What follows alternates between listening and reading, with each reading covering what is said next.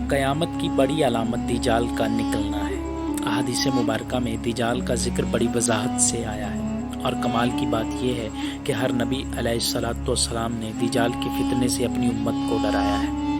یہ کسی کو نہیں پتا کہ وہ اس وقت کہاں ہے، لیکن روح زمین پر ایک صحابی ایسے گزرے ہیں جنہوں نے دجال کو دیکھا بھی ہے اور اس سے ملاقات بھی کی ہے اور اس سے بات بھی کی۔ ایک مرتبہ پیارے آقا نبی کریم صلی اللہ علیہ وآلہ وسلم نے اچانک اپنے صحابہ کرام کو جمع فرمایا اور خطبہ دینے کے لیے منبر پر تشریف فرما ہو گئے۔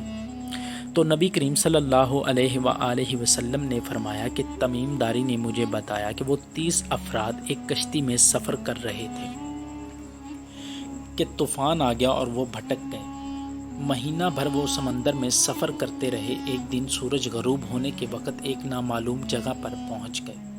انہوں نے ایک سیاہ رنگ کی مخلوق دیکھی جس کے جسم پر بہت زیادہ بال تھے۔ انہوں نے پوچھا کہ تم کون ہو؟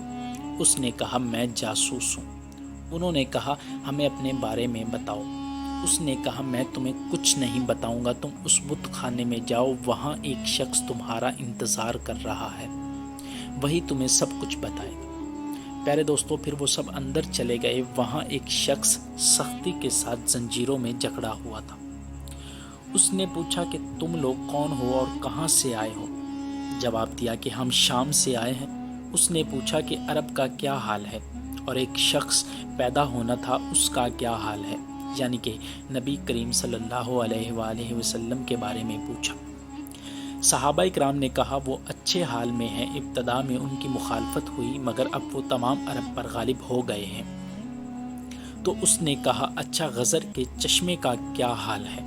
انہوں نے جواب دیا کہ اچھی حالت میں ہے، لوگ اس سے پانی پیتے ہیں اور کھیتی باڑی بھی کرتے ہیں۔ اس نے پوچھا عماند اور بیسان کی کھجوروں کا کیا حال ہے؟ انہوں نے کہا کہ ان پر ہر سال پھل آتے ہیں۔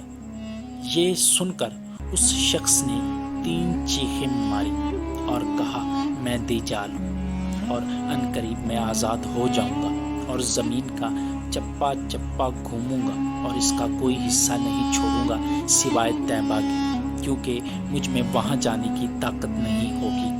نبی پاک صلی اللہ علیہ وآلہ وسلم نے فرمایا کہ مجھے خوشی ہے کیونکہ طیبہ یہی شہر ہے۔ بعض روایات کی روشنی میں یہ بات بھی کہی جاتی ہے کہ دجال کو حضرت سلیمان علیہ السلام نے قید کیا تھا، اور حدیث کے مطابق یہ مشرق میں موجود ہے۔ دجال کا فتنہ تاریخ انسانی کی ابتدا سے لے کر انتہا تک تمام فتنوں سے بڑا اور خطرناک فتنہ ہے۔ مختلف احادیث میں دجال کا جو حلیہ بتایا گیا ہے وہ یہ ہے کہ دجال ایک جوان مرد ہوگا، قد لمبا ہوگا، جسم بہت موٹا ہوگا، اور ایک آنکھ سے کانا ہوگا، اور ایک کانی آنکھ ایسی ہوگی جیسے پھولا ہوا انگور، اور جب اس کی ایک آنکھ خون آلود ہوگی اس کا سینہ چوڑا ہوگا اور ذرا سا اندر کی طرف دھسا ہوگا۔ دجال کی پیشانی چوڑی ہوگی، دونوں آنکھوں کے درمیان کافارہ یعنی کافر لکھا ہوگا۔ دجال کے نکلنے سے پہلے دنیا بہت بری حالت میں ہوگی۔ اس کے نکلنے سے پہلے 3 سال اس دنیا میں خشک سالی پھیل جائے گی۔ علمی اور روحانی قحط بھی برپا ہوگا۔ دین کے معاملے میں لوگوں میں کمزوری پیدا ہو چکی ہوگی، علماء اور دیندار لوگوں کی قلت ہوگی۔ تب دجال مشرق سے اصبہان اور خراسان نامی شہر سے نکلے گا اور زمین پر 40 دن رہے گا، جن میں سے ایک دن 1 سال کے برابر ہوگا، اور ایک دن 1 ماہ کے برابر، اور ایک دن 1 ہفتے کے برابر، جبکہ باقی کے دن سال کے عام دنوں کی طرح ہوں گے۔ اس مدت میں دجال اپنے گدھے پر سوار ہو کر ساری دنیا کا چکر لگائے گا۔ دجال کے ان فتنوں کی وجہ سے اہل ایمان سخت پریشان اور تنگی کے عالم میں بھاگ کر دخان نامی ایک پہاڑ میں پناہ لیں گے۔ دجال ان کا پیچھا کر کے اس پہاڑ تک بھی پہنچ جائے گا۔ پیارے دوستو، پھر اللہ تبارک و تعالی حضرت عیسیٰ علیہ السلام کو نازل فرمائیں گے، اور دجال ان کو دیکھ کر ایسے گھل جائے گا جیسے نمک پانی میں گھل جاتا ہے۔